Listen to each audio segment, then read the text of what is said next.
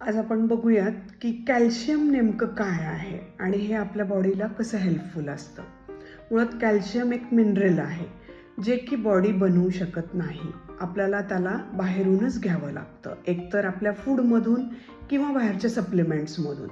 खूप वेळा माझ्याकडे पेशंट्स येतात की मॅडम खूप वर्ष झाले कॅल्शियमच्या टॅबलेट चालू आहेत पण तरीही खूप काही फरक पडत नाही आहे किंवा जोपर्यंत घेतोय तोपर्यंत बरं वाटतं आणि त्यानंतर खूप त्रास होतोय. मुळात पहिली गोष्ट म्हणजे कॅल्शियम हे मिनरल असं आहे की जे आपल्या बॉडीसाठी अति जास्त झालं तरी तितकंच घातक आहे. आणि याची लक्षणं काय आहेत तर खूप क्रॅम्प्स येणं. अगदी आपण बरेचदा रात्री झोपतो तर पायामध्ये क्रॅम्प्स येतात, आकडा येतो ज्याला आपण म्हणतो, किंवा सतत पाय दुखतात, गुडघे दुखतात, कंबर खूप दुखते, बॉडी पेन होतं, जॉईंट्स दुखतात. तसंच आपल्याला जे काही हातांची बोटं आहेत त्याच्यामध्ये आपल्याला मुंग्या येतात, सारखं डोकं दुखतं, थकवा खूप येतो, म्हणजे अगदी छोट्यातल्या छोट्या गोष्टींसाठीच आपल्याला थकवा येतो. तर अशी मूळ ही कॅल्शियम डेफिशियन्सीची लक्षणं आहेत. आता हे कशामुळं होतं तर लाँग टर्म जर तुम्ही थायरॉईडच्या टॅबलेट्स घेत असताल, खूपच लाँग टर्मपासून थायरॉईडच्या टॅबलेट्स आहेत तर ऑटोमॅटिक तुमचं कॅल्शियम हे कमी होतं. तसंच बरेचदा आपण गट हेल्थ अगेन म्हणजे पुन्हा ॲसिडिटी आहे, IBS आहे किंवा गॅस्ट्रायटिस आहे, अल्सर्स आहेत, तर मेनली कॅल्शियम ॲब्सॉर्बच होत नाही, त्यामुळं परत आपल्याला कॅल्शियम डेफिशियन्सी होते. आणि खूप काळांपासून BP आहे किंवा डायबिटीज आहे, थायरॉईड आहेत, असे वेगवेगळे आजार आहेत. तर या कारणांमुळे त्या ज्या काही टॅबलेट्स चालू असतात त्यामुळे आपल्याला कॅल्शियम डेफिशियन्सी होते.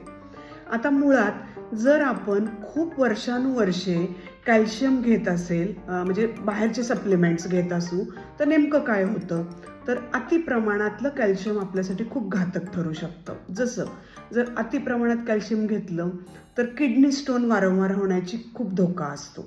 दुसरी गोष्ट, हार्ट अटॅक येण्याचे चान्सेस वाढतात, ज्याला हायपर कॅल्सेमिया म्हणतात, की ज्याच्यामुळे आपले जे काही हृदयाच्या धमन्या आहेत त्या कडक होतात आणि कॅल्शियम जास्त साठल्यामुळे अटॅकचे धोके वाढतात.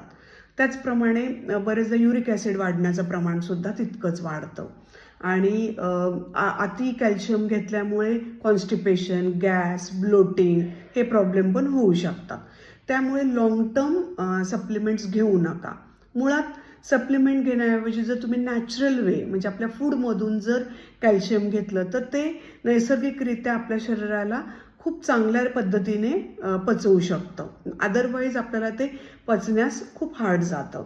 तर आपले हे नॅचरल वे कुठले कुठले आहेत तर सीड्स आहेत. सगळ्यात चांगला स्रोत आहे पांढरे तीळ, काळे तीळ किंवा पंपकिन सीड्स ज्याला आपण म्हणतो, सनफ्लॉवर सीड्स, फ्लॅक्स सीड्स म्हणजे जवस, हे सगळे सीड्स कॅल्शियमचा खूप चांगला स्रोत आहे.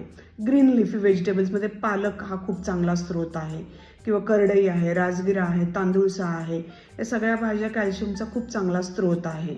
तसंच तुम्ही ॲल्मंड्स आहेत म्हणजे बदाम, जर बदाम एक 7 ते 8 बदाम रात्री भिजून सकाळी घेतले तर कॅल्शियम खूप चांगलं मिळतं तुम्हाला.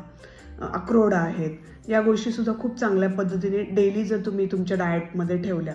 नाचणी आहे, नाचणीचा सगळ्यात चांगला स्रोत आहे कॅल्शियम, त्यामुळे नाचणी, बाजरी ह्या भाकरी जर तुम्ही डे टू डेमध्ये ठेवल्या, म्हणजे नाचणीच्याच भाकरीमध्ये तीळ किंवा थोडंसं पांढरे तीळ, काळे तीळ, जवस, लसूण असं घालून जर तुम्ही घेतलं तर नक्की चांगल्या पद्धतीने तुम्हाला कॅल्शियम मिळू शकतं. म्हणून एकच गोष्ट लक्षात ठेवायची आहे की जर कॅल्शियम कमी पडलं शरीरामध्ये तर सगळ्यात महत्त्वाचं म्हणजे तुमचं ॲब्सॉर्प्शन म्हणजे गट हेल्थ. आता दुसरा मुद्दा आहे की नुसतं कॅल्शियम घेऊन चालतं का, तर आता बरेचदा कॅल्शियम कंटिन्युअसली आपण घेत राहतो, पण कॅल्शियमसोबत जर तुम्हाला विटॅमिन डीची साथ मिळाली तर नक्की दोघांचं जे काही ॲब्सॉर्प्शन आहे किंवा डायजेशन आहे हे खूप चांगल्या पद्धतीने होऊ शकतं. तर विटॅमिन डी हे तुम्हाला सनलाईटमधून मिळतं, तर निदान थोडा वेळ तरी बाहेर पडा किंवा वॉक करताना थोडा वेळ उन्हात थांबा आणि सन एक्सपोजर होऊ द्यात, म्हणजे जे काही तुम्ही कॅल्शियम डे टू डेमध्ये फूडमधून घेत आहात तर ते तुम्हाला खूप चांगल्या पद्धतीने पचेल आणि याचं कुठलंही नुकसान होणार नाही.